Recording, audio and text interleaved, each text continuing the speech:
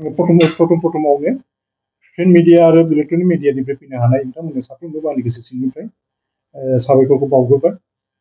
दिनै 23 अक्ट' 23 जुन दिनै जोङो बड'लेण्ड इउनिभारसिटियाव मोनसे UPSC APSC कोचिं सेन्टार मिन फर कोचिं क्लासेस नैबेखौ जों इन'ग्रेसननि थाखाय दिनै जोंखौ थिग खालामनानै जों इन'ग्रेसन खालामखांबायबो।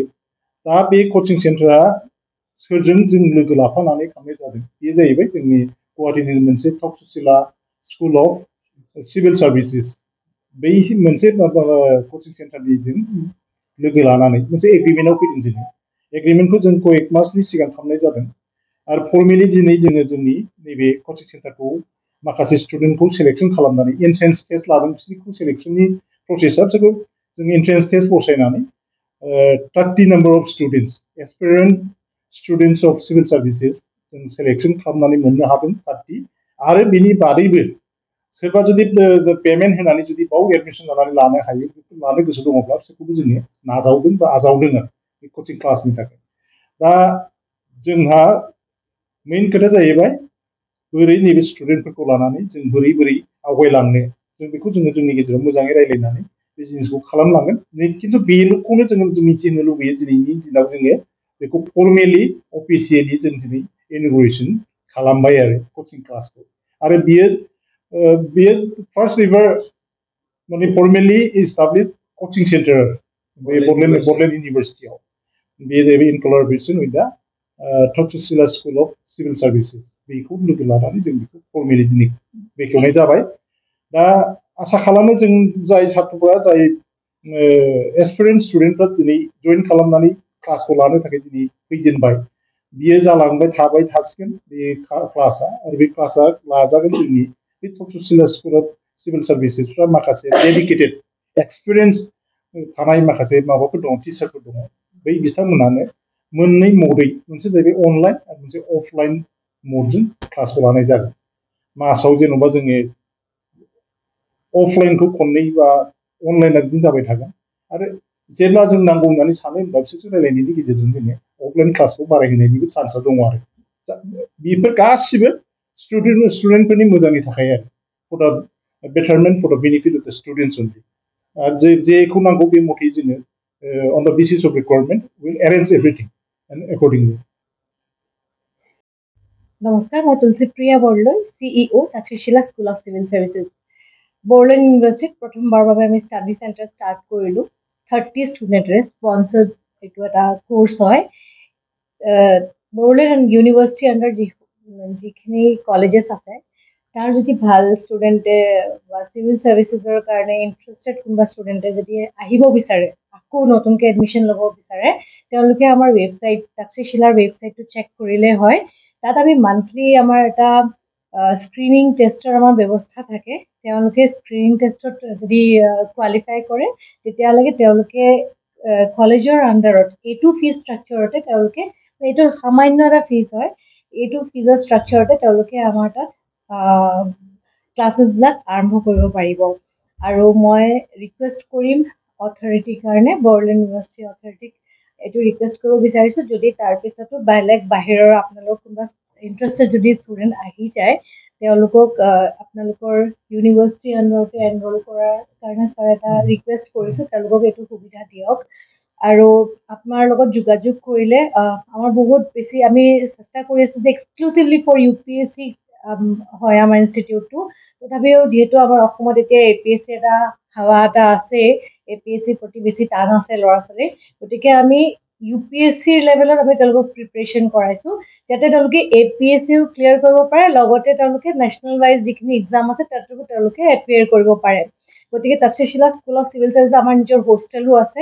যদি আমাৰ এক্সামত যদি ভাল মাৰ্কছ পাই পেলাই কোনোবাই স্ক্ৰিনিং টেষ্টত আগবাঢ়ি যাব পাৰে তেতিয়াহ'লে তেওঁলোকক আমি অফলাইন আপোনালোকে গুৱাহাটীত আহিও কৰিব পাৰে। আৰু আমি এইটো কথা দিওঁ যে যিসকলে আৰ্থিকভাৱে তেনেই দুৰ্বল তেনে শ্ৰেণীৰ যদি ভাল ল'ৰা ছোৱালীও আছে তেওঁলোকে পিছহুমুখি থাকিব নালাগে। তাৰ বাবে সহায় কৰিবৰ কাৰণে Takshashila school of civil services সদায় প্ৰস্তুত। আগতেও আমি কৰি আহিছোঁ এইখিনি সহায়, আজিও কৰিম।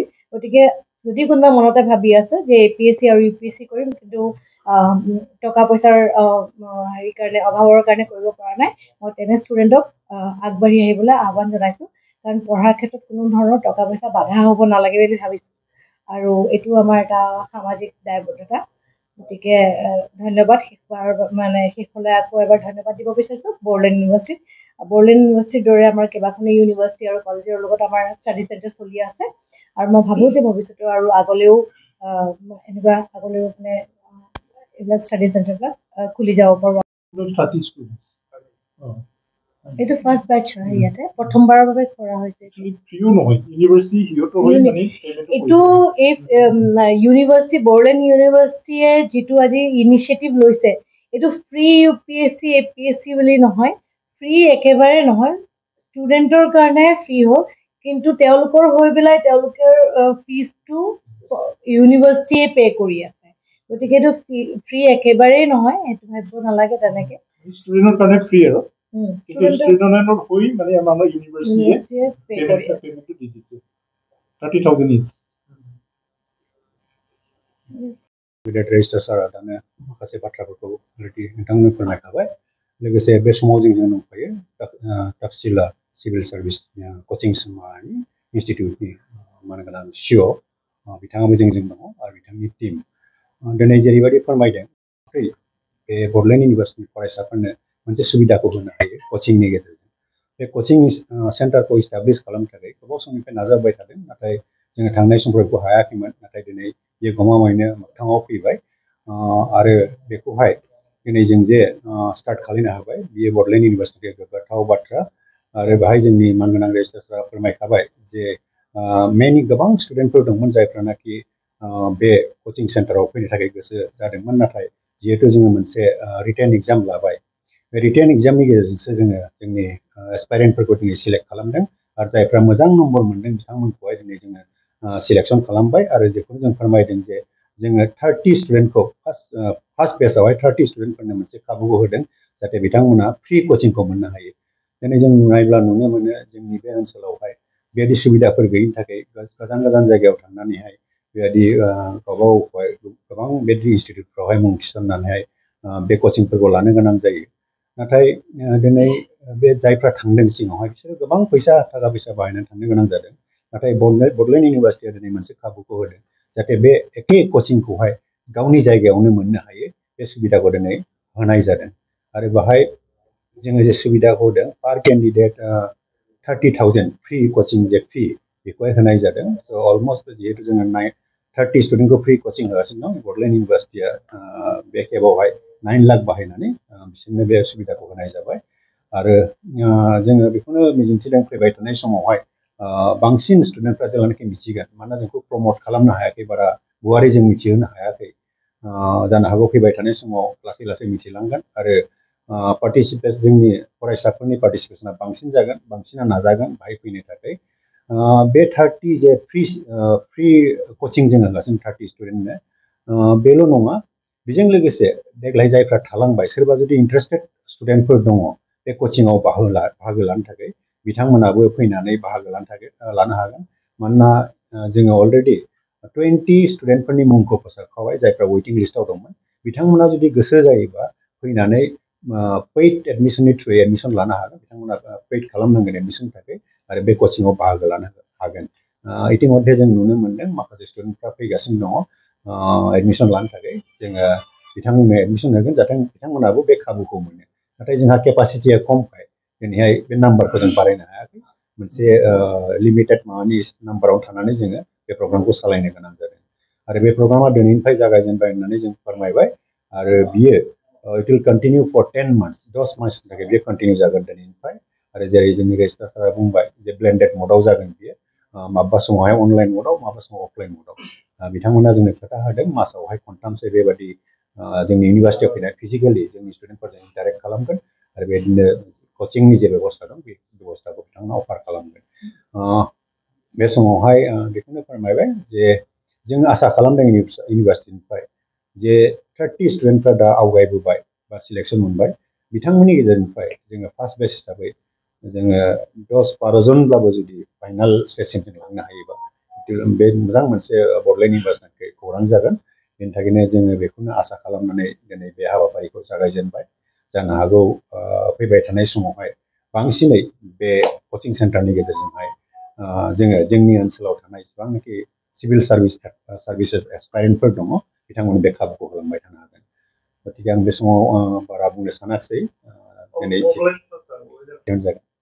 जोंहा गेस्ट हाउस दङ गेस्ट हाउसआवहाय बिथांमोना थाफैगोन आरो बेनिफ्रायनो जोंनि क्लासेसफोरखौ लानाय जागोन आरो जेब्लानाखि एकाडेमिक सेसना स्टार्ट जागोन जिहेतु जोंनि क्लासआ 9:30निफ्राय स्टार्ट जानाय 4:30 जायो अफलाइन क्लासखौ जोङो 4:30निफ्राय उनाव दोनगोन 2 आवार्स 3 आवार्स जागोन बिथांमोना जेला फैगोन आरो अनलाइननि बेबस्थाखौबो दुरिं क्लास आवार नङा बे क्लासनि उनावसो जागोन जाहाथे बिसोरनि एकाडेमिक्सआ एफेक्ट जाया जोंहा बाहाय सिअ दङ बे बड'लेण्ड इउनिभार्सिटिनि फरायसाफोरनो मोनसे सुबिदाखौ होनो हायो कचिंनि गेजेरजों बे कचिं सेन्टारखौ इस्टाब्लिश खालामनो थाखाय गोबाव समनिफ्राय नाजाबाय थादों नाथाय जोङो थांनाय समफोरखौ हायाखैमोन नाथाय दिनै बे गमामायैनो मोगथाङाव फैबाय आरो बेखौहाय दिनै जों जे स्टार्ट खालामनो हाबाय बियो बड'लेण्ड इउनिभार्सिटिया गोग्गाथाव बाथ्रा आरो बेहाय जोंनि मानगोनां रेजिस्ट्रारफ्रा फोरमायखाबाय जे मेनि गोबां स्टुडेन्टफोर दंमोन जायफ्रानाखि बे कचिं सेन्टाराव फैनो थाखाय गोसो जादोंमोन नाथाय जिहेतु जोङो मोनसे रिटेन एग्जाम लाबाय बे रिटेन एग्जामनि गेजेरजोंसो जोङो जोंनि